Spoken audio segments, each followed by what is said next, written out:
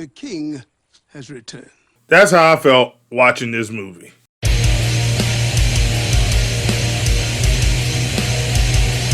Hello out there in TV land, ladies and gentlemen. Today we're going to talk about Michael, the Michael Jackson biopic that came out in 2026, starring Jaafar Jackson, which is Jermaine Jackson's son, Michael Jackson's nephew. And if you can, please like and subscribe. It really does help the channel. I'm trying to get those numbers boosted. I'm coming back after being absent for a while, so you'll have a lot of videos coming. And back to our presentation.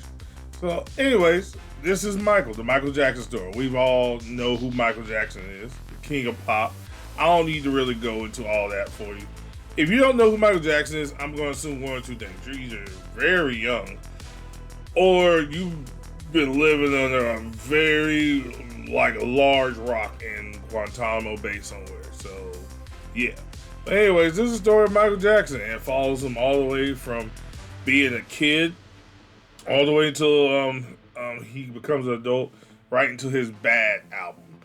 And it is a very good movie. I love this film. I'm a huge Michael Jackson fan, so there'll be a little bias here. I ain't gonna lie to you, but this is a very good film. Now, that being said, I do feel like this took a lot of cues from Bohemian Rhapsody, but we'll get to that in a second. So let's talk about the good things first.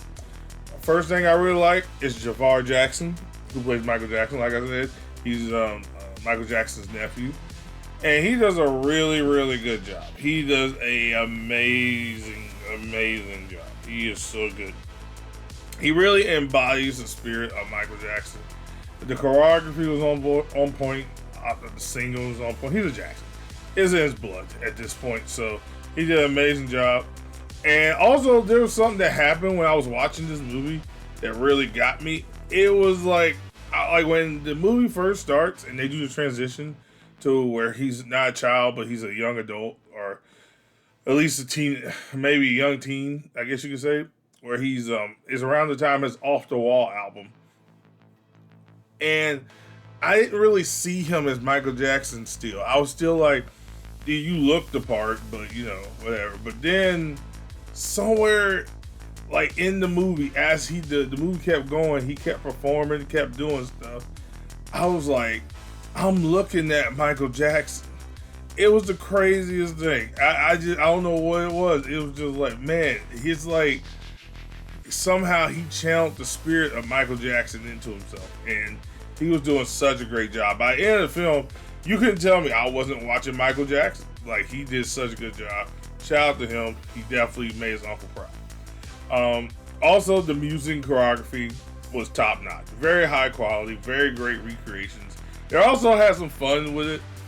There was a scene that I won't spoil, but they're doing a video, and then Michael Jackson says, "Cut. Can we do this takeover?" And you're getting into it. They're like, "Yeah." And then he's like, "Cut. I want to redo the take." And I was like, "Man, that's funny." I was like, they had some pretty funny moments, so that was good. Like I said, choreography was good. The music was good. All that was good. Going back to the acting, there's not really too many people you need to care about. Cole Domingo plays Joe Jackson, Michael's father. He does a great job being a piece of shit. Anybody who knows anything about Michael Jackson's history knows that Michael Jackson's dad was a true piece of work. There's an argument to be made. If it wasn't for him, Michael wouldn't be as great as he is. But I definitely feel like there was a point that it stopped becoming about helping his family do better and started becoming about him. And this movie definitely showcases that. Cole Domingo does a great job. I mean, it's Cole Domingo. He's just amazing. He's just a great actor. So, love to see him. Nia Long's in. She's good for what she does. She's just, honestly, the wife. Like, she's just a strong black wife who just kind of just does strong black wife stuff and who loves her baby Michael. She's good for what she's good for. But everybody else does matter. There's a couple other people in here. They don't matter. Only person you're really here for is Cole Domingo and Jaafar Jackson, and they do amazing jobs. So, good stuff there. The production value. Antoine Fuqua directed this, and he definitely made sure this film is polished, and it looks great in cinematic. And it really does make you feel how famous Michael Jackson was. I don't think a lot of people understand. Like, I'm old enough to where I wasn't there for like all his era. Like, I'm not that old, but I'm old enough to say I was there for a lot of the other, like from Bad and Up. I was there for that. And I don't think people understand how popular this man was. And this does a great job of recreating that. Like, this man literally could shut down cities with just his arrival. He had people crying and passing out at concerts regularly. And this does a great job of recreating that so people could see what it was like. And it was just a crazy time. This is before cell phones, before all that stuff. When you went to a concert back then, you were watching because you loved the music and you didn't have anything distracted. You were focused in on the concert. So yeah, this was definitely, they did a good job of showcasing how popular Michael Jackson was and how just an incredible artist he was. So that was a really good. Now, I do have to get on some. Like I said, I love this movie. I gave it very high marks, but there were a couple downsides. Some of them couldn't be helped, but some of them were just kind of So also another thing, going back to Michael Jackson, the thing I liked about Jaafar Jackson and portrayal and the movie, they also, before I get to the cons, they also showed he was weird.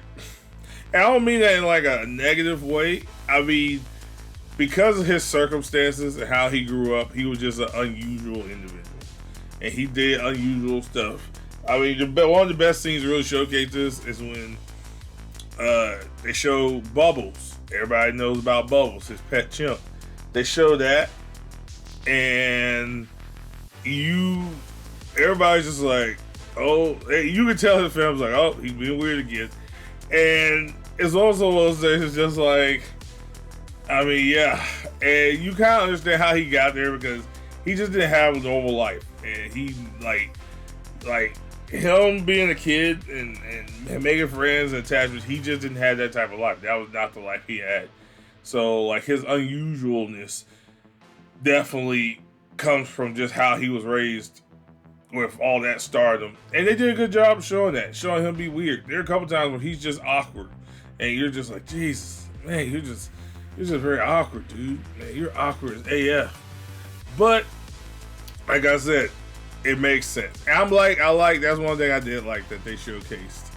That he was an unusual individual sometimes. Now back to the cons. One of the things is, two of the big things is some of the historical parts of it where they either missed or cut altogether for different reasons. Some of it, I imagine it was just because of the length of time. Because Michael Jackson's life was so crazy. Like, even if we had just cut out the child part completely, and we had just we could cut out like 2 albums of his life. We could cut out Thriller, and we could cut out Off the Wall, and Bad and Up would have been just craziness as well. But I imagine they cut some of it because, it just would have took too long. This movie would, there's no way we could have done this movie in, a reasonable amount of time with, all his history. So they had to cut some stuff. They cut the Paul McCartney stuff, if you know about that.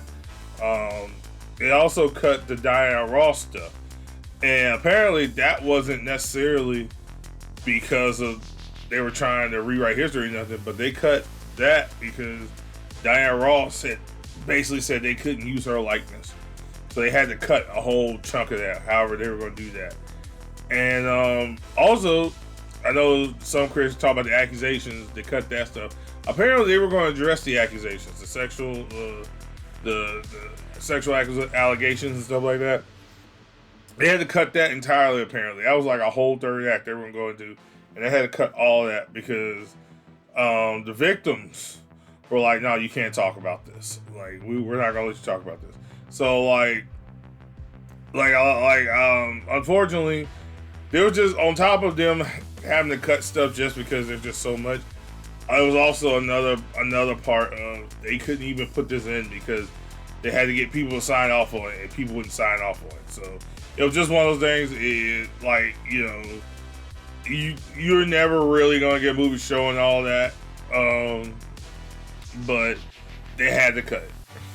Another thing that kind of takes away from film, if not for me, but for some people, is I definitely seen people comparing to Bohemian Rhapsody. And it definitely takes some cues from Bohemian Rhapsody. Even the very first part of the movie, going into the end of the movie, takes parts from cues of Bohemian Rhapsody. Because it literally had the same thing. Michael getting ready for a big show. Like the way Freddie Mercury was getting ready for a big show at the beginning of the movie. The music keying up, we're about to hear the music. And then flashbacks to when he's a child.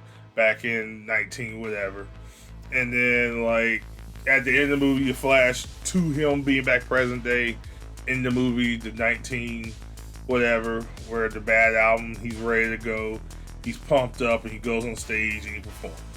And so same way they did with Freddie Mercury when he came out for Live Aid.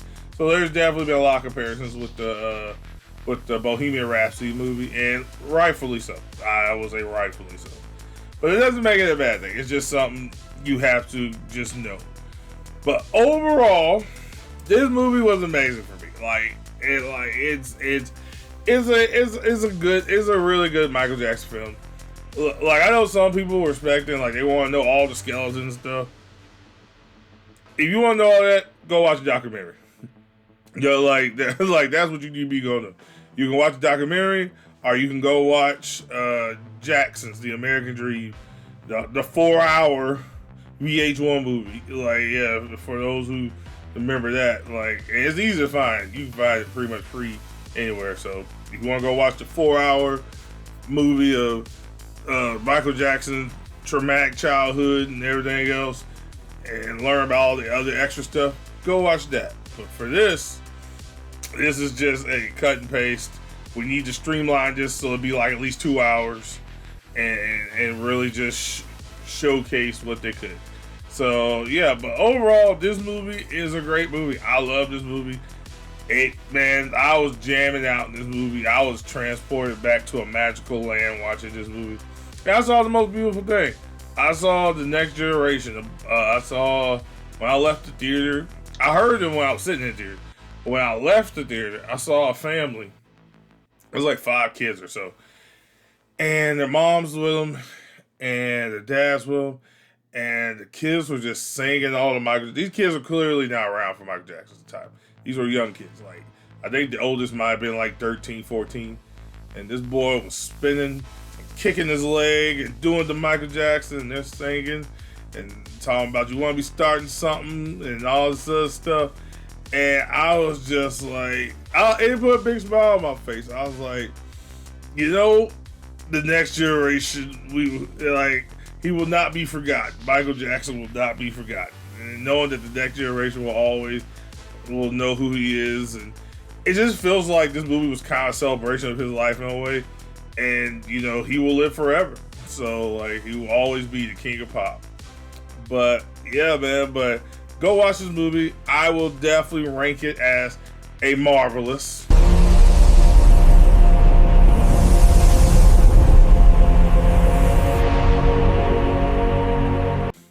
Definitely. This is a marvelous movie. Almost especially for Michael Jackson fans.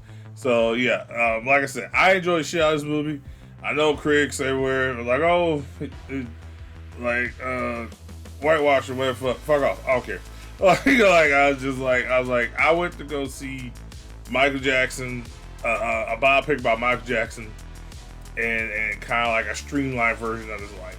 If I wanted to watch a documentary, I literally went and watched the American Dream movie or a Michael Jackson documentary that I've watched before, because I've watched multiple ones. So it's a great movie. You should definitely go see it. It's doing stupid well at the box office, so somebody likes it. It got $200 million opening weekend. And I plan on taking my wife when she gets back out of town. And I plan on taking my close friend with me too. So I'll be seeing it again. But make sure you like, comment, subscribe. Much blessings and abundance. Take care of yourself and each other. And I'll catch you guys in the next one. Peace.